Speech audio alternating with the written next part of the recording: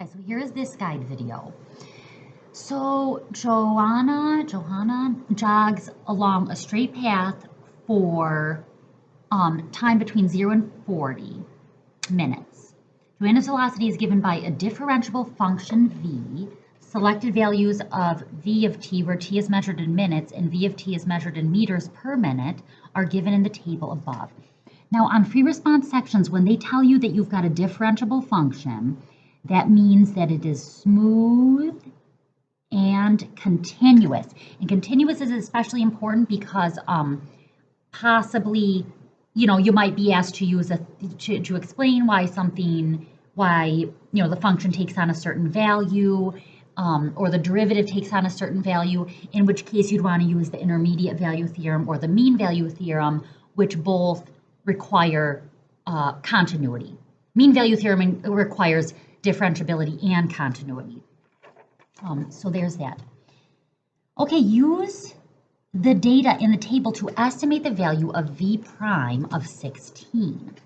Alrighty, so for part A, and this is just 1 point, this part, v prime of 16. So v prime of 16 is going to be approximately, now since 16 is not in the table, you just use the 2 points that it's between, and then use the average rate of change between them to estimate the instantaneous rate of change. If 16 were in the table, you would want to do the average rate of change from the left and the average rate of change from the right, and then average them. But okay, so v prime of 16 is going to be v of 20 minus v of 12. And this is no calculator here. So this is 240 minus 200 over 8. 40 over 8, this is 5 meters per minute. Meters per minute per minute. So guys, another way of saying this is saying meters per minute squared, if you want to say it like that. Okay, so that is 2 points right there. No, it's 1. That is just 1 little point, but every point helps. Okay, now for part B.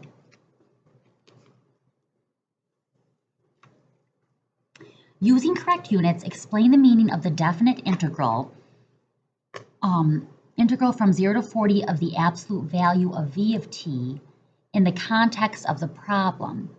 Approximate the value of this integral using a Riemann sum with the 4 subintervals indicated in the table.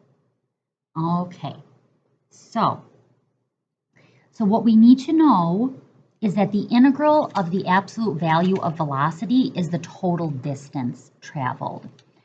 So 0 to 40 absolute value of vt dt is the total distance Johanna jogs in meters. Or you could say like the total distance in meters Johanna jogs in meters from 0 to 40 minutes. I'll say t equals 0 to t equals 40 minutes. I should say t equals. Okay, I think you get 1 point for that. This whole section is 3 points, but you get 1 point for that. All right, now for the part about using a Riemann sum to approximate this. Guys, they're giving us this table of values for v of t. I'm going to do another table of values, and you don't need to show this if you could just kind of like keep it in your head. But I'm going to do another table here. 0, 12, 20, 24, 40. Now, absolute value of velocity, if it's a positive number, you're going to keep it. If it's a negative number, which negative 220 is, I want positive 220 instead. Okay, and now I'm going to do a little graph. 12, 20, 24, 40. The highest number is 240, 220, 100, 150. Okay, at 0 we have 0. At 12, I go up to 200. At 20, I want to go up to 240, 24, 220, and then 40, 150. Okay, it's continuous and differentiable. Okay, write Riemann sum. Okay, this is the base of the first rectangle. For the height, I'm going to go to the right end point of the base and up to the graph, and then I complete the rectangle. This is the base of the second rectangle. Write Riemann sum. So I go to the right end point, up to the graph. Base of third rectangle. Right end point, up to the graph. Base of the fourth rectangle. Right end point, up to the graph. Okay, now this is a non-calculator section, so you're going to have to you're going to have to do base times height, just working it out on paper, or I don't know, in your head if you're confident to do that.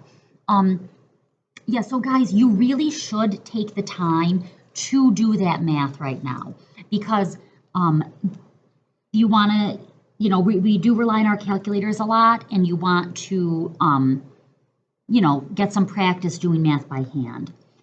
All right, so pause the video now to do that. Okay, and I'm going to write in the areas. Okay. So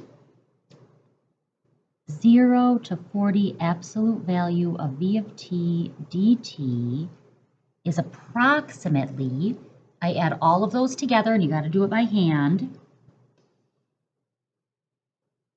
7,600 meters.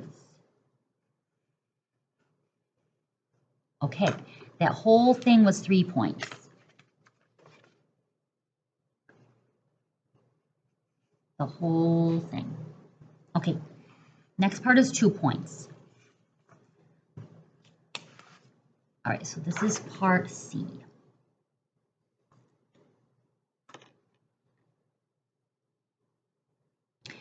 So Bob is riding his bicycle along the same path.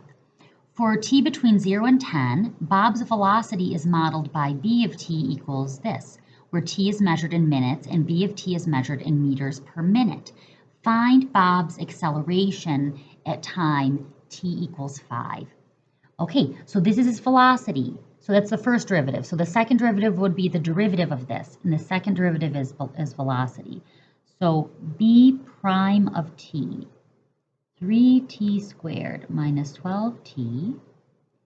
So b prime of 5, 3 times 25 minus 12 times 5, 75 minus 60 equals 15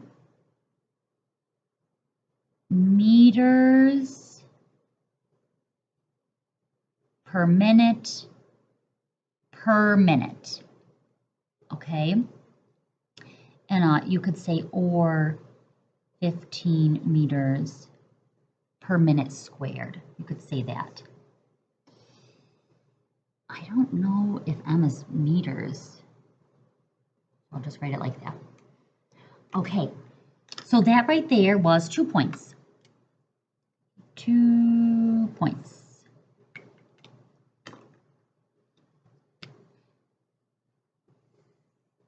Okay, C.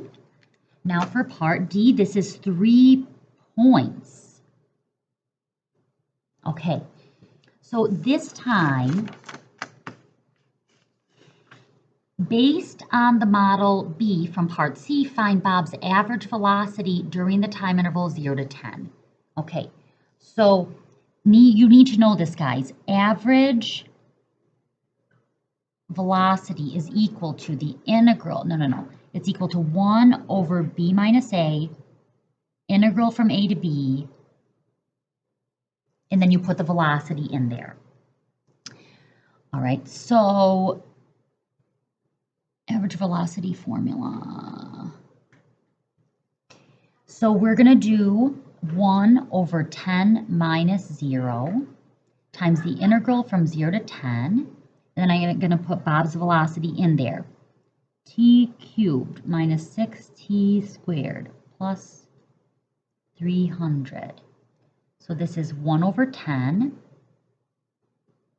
0 to 10. I got to do the antiderivative. So 1/4 t to the 4th minus 2 t to the 3rd plus 300t, 110. So this is going to be 10 to the 4th over 4 minus 2 times 10 to the 3rd plus 300 times 10 minus, and then you plug 0 in. Okay. So this is a 10, and now I'm going to distribute the 1/10. So that's going to, all the powers of 10 are going to go down by 1. So this is 10 to the 3rd over 4 minus 2 times 10 squared plus just 300. Okay. So this ends up being 1,000 over 4 minus 200 plus 300. This ends up being, so 1,000 divided by 4 is 250. All right, you might have to work that out by hand. Plus 100, this is 350. Now units, guys. This is average velocity. So this is the average velocity. What is the units? What are the units on velocity? Meters per minute. All right, so this isn't like the amount of meters traveled, okay, or the net change in meters. This is the average velocity. And that right there is 3 points. Okay.